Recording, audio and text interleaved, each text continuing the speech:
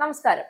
ഇന്ത്യയോടും മോദിയോടും അതിയായ പ്രേമമാണെന്ന് കാണിക്കുമ്പോഴും അതിന്റെ വിപരീത ദിശയിലാണ് ട്രംപ് അന്തർധാരാ പ്രവർത്തനങ്ങൾ നടത്തുന്നത്.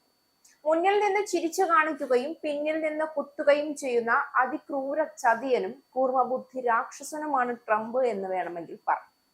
ട്രംപ് സ്വപ്നത്തിൽ പോലും വിചാരിച്ചില്ല ശത്രുപക്ഷത്തു നിന്ന് പരസ്പരം പോര് വിളിക്കുന്ന ചൈനയും ഇന്ത്യയും അമേരിക്ക എന്ന പൊതുശത്രുവിനെതിരെ തോളോട് തോൾ ചേർന്ന് നിന്നുകൊണ്ട് ഒരുമിച്ച് പ്രവർത്തിക്കാൻ തീരുമാനിക്കുമെന്ന്.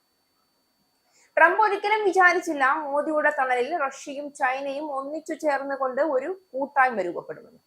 ആ കൂട്ടായ്മ അത് തന്റെ തലയ്ക്ക് മുകളിൽ തൂങ്ങുന്ന വാളായി മാറാൻ അധിക കാലതാമസമില്ല.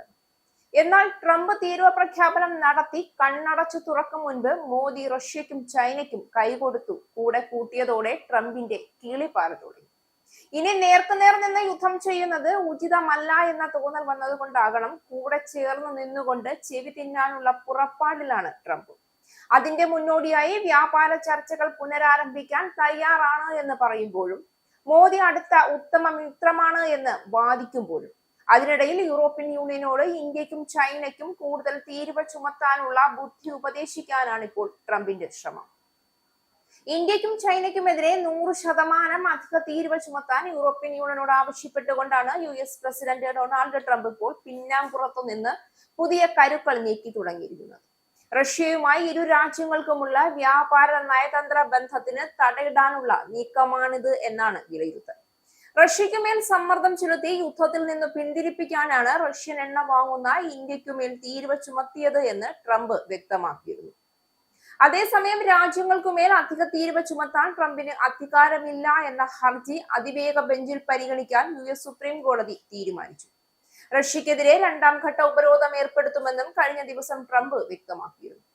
വൈറ്റ് ഹൌസിൽ മാധ്യമപ്രവർത്തകന്റെ ചോദ്യത്തിനാണ് ഇത് സംബന്ധിച്ച് ട്രംപ് സൂചന നൽകിയത്. എന്നാൽ ഉപരോധം സംബന്ധിച്ച് കൂടുതൽ വിവരങ്ങൾ വെളിപ്പെടുത്താൻ ട്രംപ് തയ്യാറായിരുന്നില്ല. റഷ്യക്കെതിരെ കൂടുതൽ ഉപരോധം ഏർപ്പെടുത്തുമെന്ന് ട്രംപ് മുൻപ് മുന്നറിയിപ്പ് നൽകിയിരുന്നുവെങ്കിലും യുക്രൈൻ യുദ്ധം അവസാനിപ്പിക്കാനുള്ള ചർച്ചകളെ തുടർന്ന് പിന്തിരിയുകയായിരുന്നു. സമാധാന ചർച്ചയിൽ പുരോഗതിയില്ലാത്തതിനെ തുടർന്നാണ് ട്രംപ് വീണ്ടും മുന്നറിയിപ്പ് നൽകിയത്. എന്നാൽ ട്രംപിന്റെ കുതന്ത്രങ്ങൾ മുൻകൂട്ടി കണ്ട മോദി അതിനും തടയിടുമെന്ന് ട്രംപ് ഒരിക്കലും ചിന്തിച്ചില്ല എന്ന് വേണം പറയാൻ.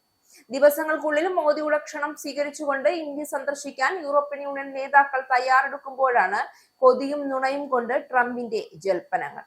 യൂറോപ്യൻ യൂണിയൻ നേതാക്കൾക്കുൾപ്പെടെ മോദി ആരാണ് എന്നുള്ള കാര്യം ഇതിനോടകം ബോധ്യമുള്ളത് കൊണ്ട് തന്നെ ട്രംപിനെ പോലൊരാളുടെ വാക്കു കേട്ടുകൊണ്ട് മോദിക്കെതിരെ തിരിയാൻ അവർ തയ്യാറല്ല എന്ന് മാത്രമല്ല ഇന്ത്യ സന്ദർശിക്കാനുള്ള താല്പര്യം കൂടുതലായി പ്രകടിപ്പിക്കുകയും ചെയ്തു കഴിഞ്ഞു എന്നുള്ളത് കൊണ്ട് തന്നെ ട്രംപിന്റെ ആ ഏറുപടക്കം കൂടി ചീറ്റിപ്പോയി എന്നതാണ് സത്യം.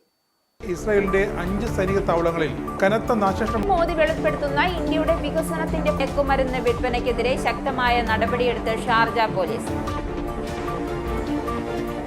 അമേരിക്കയിലെ സാധാരണ മനുഷ്യരോട് കൂടിയാണ് കോൺഗ്രസിനുള്ളിൽ പങ്കുവയ്ക്കാൻ വിളിച്ചു ഓപ്പറേഷൻ സിന്ദൂറിൽ ഉപയോഗിച്ച